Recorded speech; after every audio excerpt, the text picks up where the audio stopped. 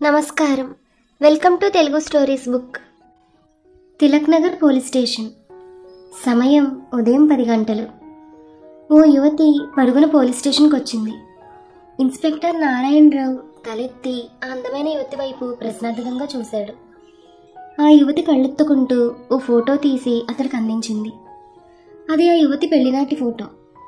కూర్చోమన్నట్టు చేత్తో సైగ చేశాడు ఇన్స్పెక్టర్. మీ సమస్య ఏంటో చెప్పండి అన్నాడు. నా పేరు వీణ, నా భర్త పేరు వీరేంద్ర.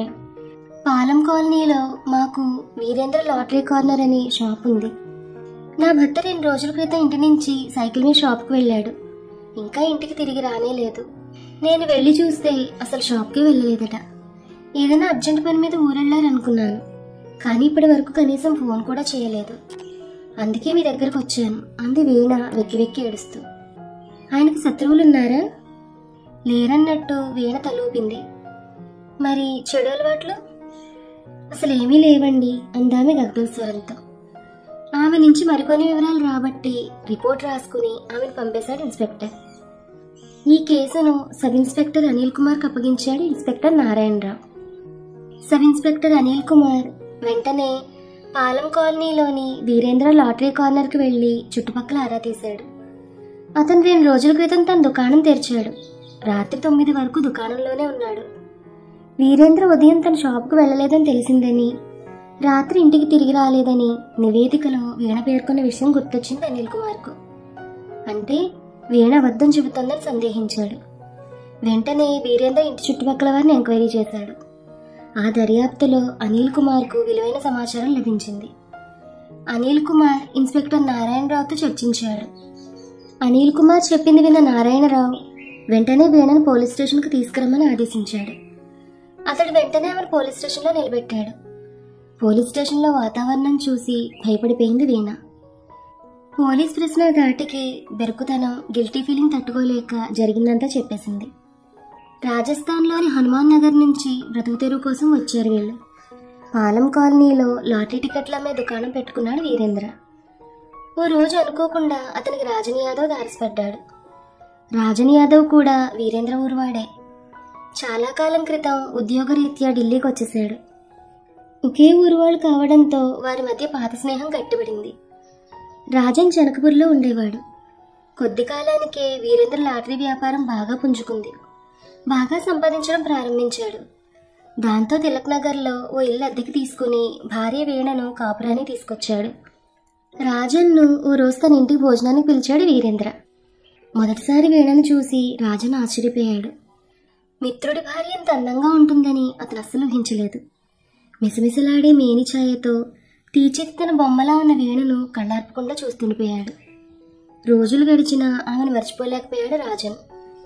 తరచుగా వీరేంద్ర ఇంటికి వెళ్ళేవాడు. మెల్లిగా ఆమెతో చనువు పెంచుకున్నాడు.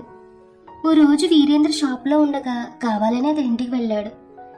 ప్రియమైన బాబీకి నమస్కారం అంటూ నాటకీయంగా మాట్లాడుతూ ఇంట్లోకి వెళ్ళాడు. కానీ ఆ సమయంలో వచ్చిన రాజన్ను చూసి వీణ ఒక క్షణం కంగారు పడింది. కానీ అంతలోనే తేరుకొని ఆయన లేరు అంది సంకోచంగా. ఆమె మాటలు వినపడినట్టుగానే మాటలు కలిపాడు రాజన్. వదిన గారు ఒంటరిగా ఛాయ్ తాగుతున్నట్టున్నారు. మీ చేత్తో చేసిన అమృతం మాకు కూడా కాస్త ఇవ్వండి అన్నాడు. ఇక తప్పలేదు ఆమెకు. వీణ ఛాయ్ చేసి తెచ్చింది. రాజన్ ఆమెకు తమ ఆఫీస్ విషయాలు చెబుతూ రకరకాల జోకులు చెప్పి నవ్వించాడు. అరగంట గడిచేసరికి తమ మధ్య భర్త లేడన్న విషయం మర్చిపోయింది వీణ. రాజన్తో సరదాగా కబుర్లు చెప్పసాగింది. గంట తర్వాత రాజన్ వెళ్ళిపోయాడు. మర్నాడు వీణ ఛాయ్ తాగే సమయానికి మళ్లీ గుమ్మంలో ప్రత్యక్షమయ్యాడు రాజన్. నమస్తే బాబీ, మళ్ళీ మీరొక్కరే ఛాయ్ తాగుతున్నట్టున్నారు అన్నాడు నవ్వుతూ. రండి అని నవ్వుతూ లోపలికి ఆహ్వానించింది వీణ. రాజన్ యాదవ్ లోపలికొచ్చి మీకోసం ఓ చిన్న కానుక అన్నాడు చేయి చాపి. వీణ మొహమాట పడుతూనే ప్యాకెట్ అందుకుని ఓపెన్ చేసింది. ఖరీదైన నెమలి పింఛన్ రంగు చీర చూడగానే ఆమె మనస్సు పురివిప్పని నెమలైంది. ఇంత ఖరీదైన చీర అని ఆమె అంటుంటే ఆమె మాటలకు అడ్డు తగిలాడు రాజన్. నేను మీ పెళ్లికి రాలేదు, ఇది నా మ్యారేజ్ గిఫ్ట్ అనుకోండి. ఓ షోరూంలో అందమైన బొమ్మకు కట్టిన చీర చూడగానే మీరే గుర్తుకొచ్చారు. ఈ చీరలో మీరు ఎంత అందంగా ఉంటారో చూద్దామని తెచ్చాను అన్నాడు రాజన్ ఆమె వైపే చూస్తూ. అతని మాటలకు వీణ ముఖం ఎర్రబారింది. మనసులోని భావాలను కప్పిపుచ్చుకుంటూ ఛాయ్ తెస్తాను అంటూ లోపలికి వెళ్ళి నిమిషంలో వేడివేడి ఛాయ్ తెచ్చి రాజన్కి ఇచ్చింది. ఛాయ్ కప్పు అందుకుంటూ రాజన్ తన చేతివేళ్లు కావాలని వీణ చేతివేళ్లకు తగిలించాడు. ఓ గంట సేపు రాజన్ తన మాటల చాతుర్యంతో ఆమెను బాగా నవ్వించి వెళ్ళిపోయాడు. ఓ వారం గడిచింది. వీణ మనసు అదోలా ఉంది. రాజన్ ప్రతిక్షణం ఆమె గుర్తుకొస్తున్నాడు. వారం రోజులుగా తను ఎందుకు రాలేదో ఆమెకు అర్థం కాలేదు. తన గురించి, తన అందం గురించి ఏమాత్రం ఆసక్తి చూపిన భర్తను, తన పట్ల, తన అందం పట్ల ఎంతో ఆరాధన చూపే రాజన్ను పోల్చి చూసుకున్న వీణ మనస్సు రాజన్ వైపు మొగ్గింది. సరిగ్గా అదే సమయంలో కాలింగ్ బెల్ మోగడంతో చప్పున వెళ్ళి తలుపు తెరిచింది. ఎదురుగా రాజన్. అతన్ని చూడగానే ఆమె మొహం సంతోషంతో విప్పారింది. ఆమె ముఖంలోని భావాలు గమనించిన రాజన్ లోపలే పొంగిపోయాడు. వీరేంద్ర ఉన్నాడా అంటూ లోపలికొచ్చాడు. మీరు ఆయన కోసమే వస్తే వెళ్ళిపోండి, ఆయన లేరు అంది వీణ తెచ్చిపెట్టుకున్న కోపంతో. అయ్యో, నేను నీకోసమే వచ్చాను, నీకోసమే దీన్ని తెచ్చాను, ఒకసారి దీన్ని కట్టుకుంటే చూడాలనుంది అంటూ ఒక ప్యాకెట్ అందించాడు. ఆ ప్యాకెట్లో నైటీ ఉంది. అది చూడగానే ఆమె ముఖం సిగ్గుతో ఎర్రబడింది. పాము కుబుసంలా మెత్తగా ఉన్న ఆ నైటీ దాదాపు ట్రాన్స్పరెంట్గా ఉంది. దాన్ని వేసుకుంటే తను ఎలా ఉంటుందో ఆమెకు అర్థమైంది.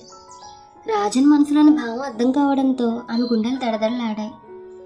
ప్లీజ్ ఒక్కసారి వేసుకోండి అన్నాడు రాజన్. వీణ నైటీ తీసుకుని లోపల గదిలోకి వెళ్ళింది. చీర జాకెట్ తీసేసింది. నైటీ వేసుకోబోతుండగా రాజన్ చేతులు ఆమె నున్నటి భుజాలపై పడ్డాయి. వీణ చప్పున వెనుతిరిగింది. రాజన్ ఆమెను గాఢంగా హృదయాన్ని హత్తుకున్నాడు. ఆమె గువ్వల అతని గుండెలో ఒదిగిపోయింది. రాజన్ కోరికతో ఆమెను మంచం మీద తోసి ఆమె మీద పడ్డాడు. వీణ అతడి చుట్టూ చేతులు వేసింది. అలా మొదలైన వారి మధ్య సంబంధం చాలా కాలం కొనసాగింది. అవకాశం ఒంటరిదనం దొరకగానే ఇద్దరు కోరికలు తీర్చుకునేవారు. రోజు 11 గంటలకు కానీ ఇంటికి చేరుకోడు వీరేంద్ర. కానీ కాలం ఎప్పుడు ఒకేలా ఉండదు కదా. ఆ రోజు రాత్రి సమయం 8 అయింది. వీణా రాజన్లిద్దరూ పడగ్గదిలో సుఖాల్లో తేలిపోతున్నారు. ఒంట్లో నలతగా ఉండడంతో తొందరగా ఇంటికి వచ్చేశాడు వీరేంద్ర. కాలింగ్ బెల్ నొక్కబోతున్న వాడల్లా గుమ్మం బయట చెప్పులు చూసి ఆశ్చర్యపోయాడు. అవి రాజన్ చెప్పులుగా గుర్తుపట్టడానికి అతడికి ఎంతోసేపు పట్టలేదు. ఒక్క క్షణం ఇదేంటి అనుకున్నాడు. కానీ మరుక్షణంలో అతడికి ఏదో ఆలోచన వచ్చి వణికిపోయాడు. కలవరం, భయం, కోపం, నిస్సహాయత ఒక్కొక్కటిగా అతను కమ్ముకున్నాయి. ఆలోచనలో పడ్డాడు. ఏదో స్ఫురించినట్టు చప్పుడు చేయకుండా ఇంటి వెనకవైపు వెళ్ళాడు. సైకిల్ ఊచతో పెరటి తలుపు గడియ తీసి పిల్లిలా అడుగులు వేస్తూ పడగ్గదిలోకి వెళ్ళాడు. కళ్ళెదురుగా కనిపించిన దృశ్యం చూసి నిర్ఘాంతపోయాడు. వీరేంద్రను చూడగానే వీణ రాజన్లిద్దరూ అదిరిపడ్డారు. వీరేంద్ర కోపంతో రాజన్ మీదకు దూకాడు. అయితే రాజన్ అతన్ని బలంగా మంచం మీద నుంచి కిందకు తోశాడు. వీరేంద్ర నేల మీద పడిపోగానే రాజన్ అతని మీద పడ్డాడు. ఇద్దరి మధ్య బలంగా పెనుగులాట జరిగింది.